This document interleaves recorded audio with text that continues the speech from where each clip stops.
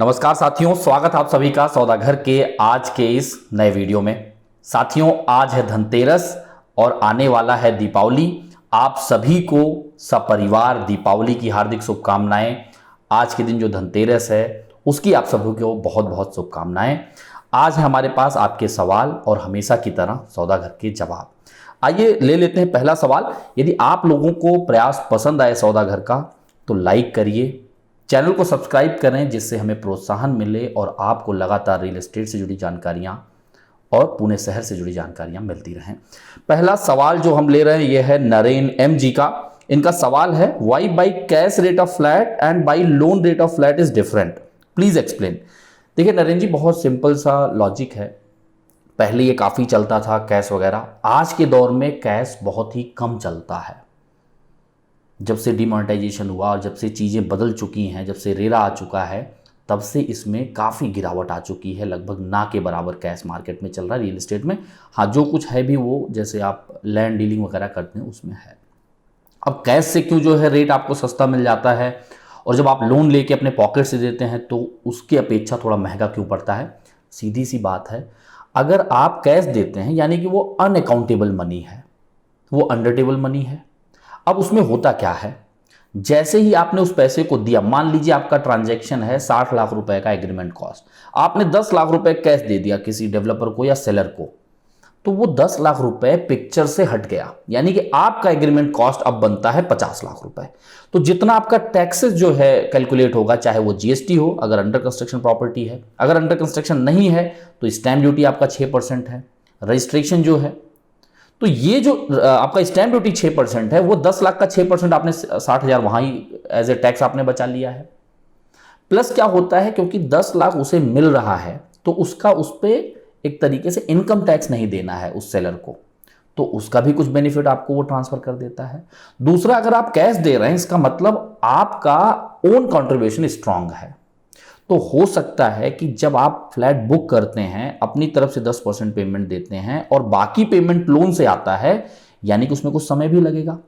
और अगर लोन से आना है तो वो सीएलपी होता है, कंस्ट्रक्शन लिंक्ड प्लान है, उस परसेंटेज तक अगर कंस्ट्रक्शन पहुंचेगा तो उतना पेमेंट डेवलपर को या सेलर को मिलेगा। तो आप ये मान के चलिए कि जब आप कैश किसी को दे रहे हैं यानी कि आपका कैश फ्लो स्ट्रांग है, आपका जो एक तरीके से ओन कंट्रीब्यूशन वो अच्छा है, तो डेवलपर को या सेलर को जो पैसा लोन के जरिए थोड़े समय बाद मिलता है वो जल्दी मिल रहा है, तो उसका भी जो है ईज आउट हो रहा है सेलर के लिए। तो इन सारे कारणों की वजह से जब कैश इन्वॉल्व होता है तो प्रॉपर्टी की कॉस्ट अपेक्षाकृत नॉर्मल पेमेंट प्लान से थोड़ा सस्ता हो जाता है। बाकी आप समझ ही गए होंगे। कुछ और भी दुविधा है तो आप कमेंट सेक्शन में लिख के बता सकते हैं। अगले सवाल की तरफ बढ़ते हैं। काव्या वाघ जी हैं, इनका सवाल है, hello sir, your videos are very informative to us, thank you so much. Please mention important clause in agreement. I have book 2 BHK with covered parking in Moshi Mangalam bridge. They forwarded me draft agreement, but in this there is no any details of dimension and location of parking. And one more, can they use maintenance money for water and electricity for project because it is basic need of living. देखिए काव्या जी, पहला जो आपका एक कहना है कि agreement में क्या क्या चीज़ों को पढ़ना चाहिए, तो लास्ट सवाल जवाब में भी ऐसा एक सवाल आया था हमारे पास, तो इस पर एक डेडिकेटेड वीडियो तो हम बनाएंगे ही, लेकिन जो आपने आगे सवाल पूछा उसका जवाब यहीं पे दे देते हैं। आपने 2 BHK बुक किया है, मोसी में बुक किया, और आप ये कह रही हैं कि आपको जो ड्राफ्ट एग्रीमेंट मिला है उसमें पार्किंग के बारे में जिक्र नहीं किया गया, यानी कि पार्किंग का जो डिटेल है जहाँ पे डायमेंशन, उसका एरिया, उसका प्लेस पूरी तरीके से मेंशन होता है, वो चीज़ वहाँ पे नहीं बतलाई गई है। जबकि महारेरा ये कह रहा है, अभी जो उसका एक तरीके से क्लॉज आया था कि उसमें अब जो है डेवलपर को पार्किंग का डायमेंशन वगैरह मेंशन करना होगा अगर वो पार्किंग बेच रहा है। तो इसके ऊपर हमने वीडियो बनाया हुआ है, यदि आपने नहीं देखा है तो आई बटन पे प्रेस करके इसे देख सकते हैं। तो आगे देखिए इसमें क्या है, कई बार होता क्या है कि आप अपनी समझ से पार्किंग तो खरीद रहे हैं, तब पर डेवलपर जो है उसे एज ए सेल नहीं दिखाता है पार्किंग को, वो लमसम अमाउंट जो है इंफ्रास्ट्रक्चर के जरिए दर्शा देता है आपके कॉस्ट शीट में। तो अब वो जो आप पैसा दे भी रहे हैं 5 लाख, 6 लाख, 7 लाख रुपए, प्रोजेक्ट टू प्रोजेक्ट वो वेरी करता है, वो उसको दिख रहा है कि आपने इसे इंफ्रास्ट्रक्चरल डेवलपमेंट के लिए दिया है, यानी कि जो वहाँ पे एम्यूनिटीज़ बनाई जा रही हैं, जो वहाँ इंटरनल रोड बनाया जा रहा है, जो कंपाउंड वॉल है, इन सब चीजों पे जो खर्च आ रहा है उसके लिए आपसे एक लमसम पैसा लिया गया है। ये कतई प्रूव नहीं कर रहा है कि आपने वहां पे उस प्रोजेक्ट में पार्किंग खरीदा है। यदि आपने पार्किंग खरीदा नहीं है तो उस रूल के अंतर्गत बिल्डर आता नहीं कि आपको वो डायमेंशन मेंशन करके दे। हाँ, मान लीजिए आपके साथ, आपके फ्लैट के साथ ओपन पार्किंग और आपको कवर्ड चाहिए और डेवलपर उसके लिए एक्स्ट्रा चार्जेस आपसे मांग रहा है 1 लाख 2 लाख रुपए, तो वहां जाहिर हो जाता है कि वो 1 लाख 2 लाख रुपए जो मांग रहा है वो कवर्ड पार्किंग की वजह से ही मांग रहा है आपसे। उस समय आप उससे कह सकते हैं कि ये जो मैं एक्स्ट्रा पैसा दे रहा हूं मैं देने के लिए तैयार हूं, लेकिन इसका बाइफर्केशन आप एज ए पार्किंग दिखाइए और पार्किंग का जो डायमेंशन है, जो उसका एरिया है, वो एग्रीमेंट में मेंशन जरूर करिए उसके लेआउट के साथ। उसके लेआउट यानी कि पार्किंग के लेआउट के साथ। तो वहां पे ये चीज फैक्चुअल होगी और डेवलपर को हम मानना होगा। कई डेवलपर जो हमारे पास कस्टमर्स के कॉल आते हैं उनसे पता चल रहा है कई डेवलपर ऐसा भी कर रहे हैं। उनका ये कहना है जब से ये जो है एक तरीके से स्टेटमेंट आया है रेरा का, महारेरा का, उस समय से जिन प्रोजेक्ट की सैंक्शनिंग आएगी, यानी कि जो आने वाले प्रोजेक्ट हैं उस पर ये रूल अप्लाई होता है। ऐसा कुछ भी नहीं है, ये क्लॉज हर बिल्डर के लिए अप्लाई होता है अगर वो पार्किंग बेच रहा है। अगला जो आपने इसमें सवाल किया है कि जो आपका मेंटेनेंस कॉस्ट है क्या वो वाटर और इलेक्ट्रिसिटी के लिए भी यूज किया जाएगा। देखिए यहां पे दो चीजें निकल के आ रही हैं। लोगों के मन में यह भी उठ सकता है कि जब वो प्रोजेक्ट अंडर कंस्ट्रक्शन है क्या उस दौरान यूज होने वाला पानी और उसके कंस्ट्रक्शन में यूज होने वाला इलेक्ट्रिसिटी क्या वो आपके मेंटेनेंस से जाता है। तो ऐसे अगर कोई लोग भी समझ रहे हैं तो ऐसा बिल्कुल नहीं है, क्योंकि मेंटेनेंस तो आपका स्टार्ट ही होता है जब आप पोजीशन लेते हैं। जाहिर सी बात है आप भी यही पूछ रही होंगी कि पोजीशन के बाद जो हमारा मेंटेनेंस है क्या वो इलेक्ट्रिसिटी और वाटर के लिए भी यूज होगा। बिल्कुल यूज होगा। बस जो आपका फ्लैट के अंदर, जो फ्लैट के अंदर आप इलेक्ट्रिसिटी यूज कर रहे हैं उसका तो आपका बिल आता है हर महीने, लेकिन जो आपका कॉमन एरिया है जैसे लिफ्ट हुआ, लाइटिंग हुआ, एमिनिटीज में लाइटिंग हुआ, इन सब में जो इलेक्ट्रिसिटी का खर्चा आता है वो मेंटेनेंस का ही पार्ट है। प्लस अगर बिल्डर आपसे 1 साल 2 साल का मेंटेनेंस चार्ज ले रहा है तो उसके अंतर्गत उसको पानी भी प्रोवाइड करना है, चाहे वो टैंकर से ले आए चाहे बोरवेल से ले आए। अगर उसने कहा है कि उसे फिल्टर करके आप तक पहुंचाएगा तो वो सारी चीजें उस पीरियड तक अप्लाई होंगी जितना उसने एग्रीमेंट में आपको लिख के दे रहे हैं या आपको बता रहे हैं कि जब हम आपसे मेंटेनेंस, और वो मेंटेनेंस भी आपको at the time of position पे करना है। तो 1 साल 2 साल 3 साल जितने समय के लिए भी ले रहे हैं उसमें इलेक्ट्रिसिटी, कॉमन एरिया का जो इलेक्ट्रिसिटी है और जो आपका वाटर यूजेस है इसका पैसा उसमें इंक्लूडेड होता है बिल्कुल। और जब उसकी टाइम लिमिट खत्म होती है तो सोसाइटी तब तक फॉर्म हो चुका होता है। फिर आपकी एक कमेटी बनती है जिसमें अलग अलग मेंबर चुने जाते हैं और फिर आप लोग मिल के ये डिसाइड करते हैं कि आपकी सोसाइटी का, आपके प्रोजेक्ट का मेंटेनेंस कितना होना चाहिए। साथ ही साथ उसके साथ साथ आपका प्रॉपर्टी टैक्स भी उसी समय से शुरू हो जाता है। कई बार लोग इसे एनुअल पे करते हैं जिससे उसमें डिस्काउंट भी लिया जा सके अगर वो प्रोजेक्ट और वो लोकेशन जो है कॉरपोरेशन के अंतर्गत आ रहा है। तो आशा करते हैं आपके सवाल का जवाब मिल गया होगा। आगे चलते हैं, बालाजी सिंह हैं, इनका सवाल है, thanks for providing such valuable information and heartful appreciation on your efforts to provide real estate knowledge. Thank you so much. I bought 3 BHK apartment in Purvankara, Silver Sand, 1427 square feet and carpet area around 1057 square feet. Here my question, how can I check the price of square feet actual? Is website like Magic Brick showing the correct price of square feet? Where can I check price trend of Keshonagar? देखिए बालाजी, पहली चीज़ तो जितने भी आपको price trend चाहे magic brick हो चाहे 99 एकड़ हो जो दिखाए जाते हैं मूलतः ये आपका सेलेबल के ऊपर दिखाया जाता है, जो सेलेबल का आपका पर स्क्वायर फीट रेट होता है। क्योंकि ये रेरा के पहले पर स्क्वायर फीट का जो प्रचलन था वो सेलेबल पे ही हुआ करता था जिसे हम सुपर बिल्टअप कहते हैं। अभी अभी जो नए नए प्रोजेक्ट उसमें ऐड हुए हैं कई जगह पे उन्होंने कारपेट पे भी प्राइस ट्रेंड दिखाना चालू किया है। अब फर्क क्या है एक बार मैं इस पे आपको बता देता हूं। जब आपका सेलेबल एरिया पे पर स्क्वायर फीट दिखाया जाता तो होता क्या है, आपकी कॉस्टिंग कैसे बनती थी पहले आप ये समझ लीजिए। जब ये चीजें रेरा के पहले थी तो पहले आपका, जैसे मान लीजिए कहीं पे आप प्रॉपर्टी खरीद रहे हैं, वहां कहा जा रहा है कि 4000 रुपए पर स्क्वायर फीट आपको जो है यहाँ पे प्रॉपर्टी मिलेगी, यहाँ पे फ्लैट मिलेगा। और आपका जो एरिया है लगभग 1427 स्क्वायर फीट आप बता रहे हैं, तो 4000 इंटू आपका हो जाता था ये पूरा सेलेबल एरिया, यानी कि 1427। जितना इसका अमाउंट आएगा वो बेसिक कॉस्ट बना आपका। यानी फ्लैट का जो बेसिक कॉस्ट है वो हो गया, प्लस उसमें जुड़ता था आपका इंफ्रास्ट्रक्चर चार्जेस। अब इंफ्रास्ट्रक्चर चार्जेस क्या होते हैं, जैसे हमने अभी पहले ही एक्सप्लेन किया आप लोगों को, इसमें इंफ्रास्ट्रक्चरल डेवलपमेंट के चार्जेस तो होते ही थे, प्लस इसके साथ parking, society formation, club house charges, ये सारी चीजें जो होती थी इसको एक साथ करके आईडीसी, इंफ्रास्ट्रक्चरल डेवलपमेंट चार्जेस के नाम पे ले लिया जाता था। तो जो अमाउंट आपका ऐड होता था, जो हमने पहले ही बेसिक कॉस्ट निकाली हुई है, उसके साथ जुड़ के एग्रीमेंट कॉस्ट बनता था। उस पर आप सारा टैक्सेस देते थे, उसके बाद उस पर मेंटेनेंस होता था, कॉर्पस फंड अगर डेवलपर ले रहा तो वो मिला के, लीगल चार्जेस मिला के आपका ग्रैंड टोटल बनता था।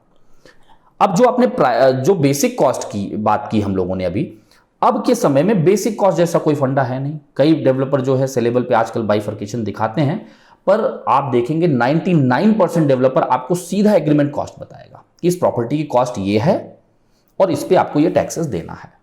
तो आपके लिए भी सहूलियत यही रहेगा कि आप एग्रीमेंट कॉस्ट को सीधे सीधे जो है टोटल एरिया से डिवाइड कर दीजिए। टोटल एरिया यानी कि जो आपने यहां पे 1057 का कारपेट एरिया कहा है आपने, इसमें आपका टेरेस भी हो सकता है इंक्लूडेड होगा, टेरेस के साथ साथ आपका हो सकता है ड्राई बालकनी इंक्लूडेड हो, अगर नहीं है इंक्लूडेड तो आप उसे इंक्लूड कर लीजिए।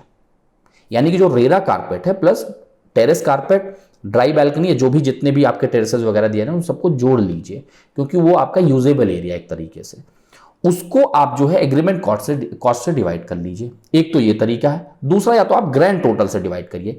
मैंने आपको एग्रीमेंट से डिवाइड करने के लिए क्यों कहा, क्योंकि ग्रैंड टोटल में डेवलपर टू डेवलपर वेरिएशन आ सकता है, क्योंकि कई लोग कॉर्पस फंड लेते हैं, कंटिजेंसी फंड लेते हैं, कई लोग नहीं लेते हैं। कई लोगों का मेंटेनेंस जो है ज्यादा होता है, 5-6 रुपए पर स्क्वायर फीट होता है, कई लोगों का 2-3 रुपए पर स्क्वायर फीट होता है, प्रोजेक्ट टू प्रोजेक्ट वेरी करता है। इसलिए आप हमेशा मानक बनाइए agreement cost divided by total area. Total area यानी कि कारपेट और उसमें बालकनी और टेरेसेस वगैरह जुड़े हुए हैं। तो इससे जो ट्रेंड निकल के आएगा, ये आप एक फैक्चुअल डेटा के तरीके से पूरे लोकेशन का आप समझ पाएंगे। अब जहां तक रही बात की यहाँ का प्राइस ट्रेंड क्या रहा है, लगातार हमने एक केस स्टडी का सीरीज चालू किया है जिसमें काफी टाइम लग रहा है हमें उसे स्टडी करने में भी। अभी आपको हफ्ते भर में ही उसमें 2-3 वीडियोस और मिल जाएंगे। तो आपको ये चीज बता दें कि उसका भी जो आपका केशव नगर का प्राइस ट्रेंड की बात है वो भी हम कोशिश करेंगे कि इसे कवर कर लिया जाए। थोड़ा सा सब्र रखें आप, और अगर आप खुद से करना चाहते हैं जैसा हमने आपको बताया, आप सीधा सीधा जो है एग्रीमेंट कॉस्ट से अपना टोटल एरिया जो है डिवाइड कर लीजिए। टोटल एग्रीमेंट कॉस्ट को टोटल एरिया से डिवाइड कर दिए, जो आपका प्राइस आ रहा है वो पर स्क्वायर फीट रेट हुआ, और उसी तरीके से आप सबको कंपेयर कर पाएंगे वहां के आसपास के लोकेशन के जो भी रेट चल रहे हैं। आगे चलते हैं, टॉम जे जी हैं, इनका सवाल है what is the good location to stay by budget house when one member works in Balewadi and other in Kharadi. देखिए टॉम जी, अगर आप किसी भी 2 लोकेशन में काम कर रहे हैं हस्बैंड वाइफ, जैसे आपने यहाँ पे एक एग्जांपल दे दिया कि आपके केस में आपका बालेवाड़ी और खराड़ी है, किसी के केस में हिंजौड़ी खराड़ी हो सकता है, या फिर कोई भी लोकेशन पुणे के। तो कोशिश हमेशा ये करिए कि जब ट्रेवल आपको करने की बारी आ रही तो कम से कम एक ही जन ट्रेवल करें। ऐसा मत सोचिए कि कहीं बीच का लोकेशन ले लेते हैं, दोनों जन को आधा आधा ट्रेवल करना पड़े। उसमें समस्या ये आएगी कि दोनों जन को ज़्यादा ट्रेवल करना पड़ रहा है, क्योंकि आप भी जा रहे हैं और आप भी जा रहे हैं। जबकि अब देखें अगर आप, तो मेट्रो का काम काफ़ी तेज़ी से चल रहा है, यानी कि आने वाले 2-3 सालों में जिस जगह की आप बात कर रहे हैं, जैसे खराड़ी की बात करें तो ऑलरेडी विमान नगर रामवाड़ी तक मेट्रो आ चुका है। आपका जो बालेवाड़ी है, बानेर है, वहाँ पे भी मेट्रो का काम चालू है, यानी कि 2-3 साल में वहाँ पे भी चालू हो जाएगा। शिवाजी नगर जंक्शन रहने वाला है सिविल लाइन के पास में, तो वहाँ से आपका फ़ायदा क्या होगा कि एक जन या तो खराड़ी में जो काम कर रहे हैं वहाँ पे आप प्रॉपर्टी ले लें, या फिर बालेवाड़ी बानेर में आप ले लीजिए। तो इससे क्या फ़ायदा होगा कि जो व्यक्ति आप दोनों में से ज़्यादा ट्रेवल करने में कंफर्टेबल नहीं हैं, उनको उसी लोकेशन में प्रॉपर्टी ले लीजिए कि वो वहीं पे काम करें। हो सकता है कल को दोनों लोग वहीं काम करें, या फिर दोनों लोग जो है दूसरे लोकेशन पे काम करें, पर मेट्रो की कनेक्टिविटी होने से आपका समय बच जाएगा और दोनों लोगों को ज़्यादा ट्रेवल भी नहीं करना होगा। तो मेरी सलाह तो ये रहेगी कि ये जो दोनों आपने लोकेशन बताए हैं, अगर आप लोगों में से किसी के भी मन में ऐसा है, तो मुझे तो ऐसा लगता है कि एक तरफ अगर हम रहें तो ज़्यादा फायदा, क्योंकि अगर आज के डेट में आप खराड़ी से बालेवाड़ी के डिस्टेंस को देखेंगे तो लगभग 20 से 23 किलोमीटर है। आज के ट्रैफिक के हिसाब से 40 से 50 मिनट का टाइम लगता है। मेट्रो के आ जाने से ये समय कम होगा। हाँ, जब तक मेट्रो नहीं है पूरी तरीके से बना हुआ, अगर जैसे कोविड की सिचुएशन धीरे धीरे सुधर रही है तो रोड पे ट्रैफिक भी बढ़ेगी और समय थोड़ा ज़्यादा लग सकता है। तो मेरी सलाह ये रहेगी कि एक जगह, क्योंकि इससे फ़ायदा क्या होगा, जो आप बालेवाड़ी की बात कर रहे हैं, जो खराड़ी की बात कर रहे हैं, दोनों अपने आप में काफ़ी प्रीमियम लोकेशन है। इस चक्कर में आपको ऐसा नहीं करना चाहिए कि आप किसी तीसरी जगह प्रॉपर्टी ले लें जहाँ पे ना तो आपके प्रॉपर्टी का एप्रिसिएशन हो पाए, ना आप में से कोई एक कंफर्टेबल फील कर पाए। तो वही बात होगी, धोबी का कूता, ना घर का ना घाट का, ना आप इधर के हुए ना उधर के हुए। तो एक जगह लोकेशन पे तवज्जो जरूर दीजिए। आप में से कौन सा इंसान ट्रेवल करने के लिए ज़्यादा आसानी से महसूस कर रहा है कि हम ट्रेवल कर सकते हैं, उसके अपोजिट लोकेशन में आप उसे परचेज कर सकते हैं। ये मेरी सलाह है। कोई दुविधा है तो आप कमेंट कर सकते हैं, हमसे संपर्क भी कर सकते हैं। क्वेरी कंसर्न फॉर्म हमने व्हाट्सएप का लिंक भी दिया और क्वेरी कंसर्न फॉर्म का एक लिंक भी दिया है हमने डिस्क्रिप्शन में, जहाँ पे आप अपनी समस्या हम तक पहुँचा सकते हैं। हमारी कोशिश रहेगी कि उसे सॉल्व किया जाए इन पर्सन। आगे चलते हैं। अक्षय ए जी का सवाल है और ये पूछ रहे हैं, thank you for continuing to do this consistency every week. Can you please clarify on stamp duty for resale properties, how much it is? And there was some news government might waive off for resale properties. देखिए, अभी तो ऐसा कुछ भी नहीं हुआ है कि रीसेल प्रॉपर्टी के लिए स्टैम्प ड्यूटी वेव ऑफ कर दिया गया हो। स्टैम्प ड्यूटी अभी भी 6% है, चाहे आप नई प्रॉपर्टी लीजिए या फिर रीसेल प्रॉपर्टी खरीदिए। इसके ऊपर जो आपका जीएसटी है ये सिर्फ अंडर कंस्ट्रक्शन में लिया जाता है। उसका कारण ये है क्योंकि ये गुड्स एंड सर्विसेज टैक्स है। जो सर्विसेज टैक्स होता है वो जिस फ्लोर का, जिस प्रॉपर्टी के आप सर्विसेज ले रहे हैं वहीं पे सर्विस टैक्स लिया जा सकता है। तो जो अंडर कंस्ट्रक्शन में है तो उस फ्लोर का काम चालू है तो आपको प्रो रेटा बेसिस पे जीएसटी देना होता है।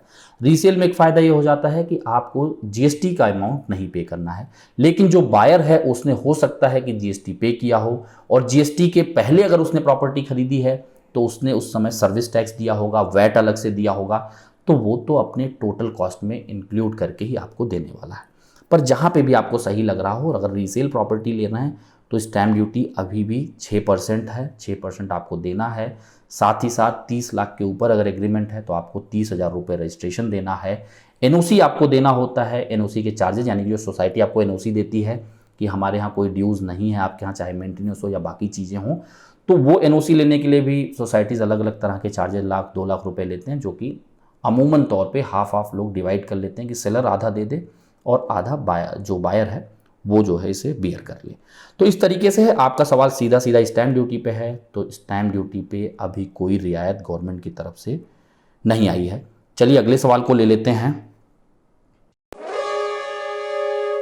टाइम हो चुका है, लगभग 8:15 साढ़े 8 बज चुके हैं और आज है धनतेरस। तो अगले सवाल जवाब के एपिसोड में लेते हैं और इस सवाल जवाब के एपिसोड को यहीं पे ख़त्म करते हैं, क्योंकि आपको भी मनाना चाहिए अपना त्यौहार और हम भी मनाएं अपने त्यौहार को। आप सभी को एक बार फिर से धनतेरस की हार्दिक शुभकामनाएं, दीपावली की भी हार्दिक शुभकामनाएं। आप लोग अपना ख्याल रखें और अपना शुभाशीष सौदागर टीम के साथ बनाए रखें। जल्द मिलेंगे एक नए वीडियो के साथ, एक नई जानकारी के साथ। तब तक के लिए धन्यवाद, नमस्कार।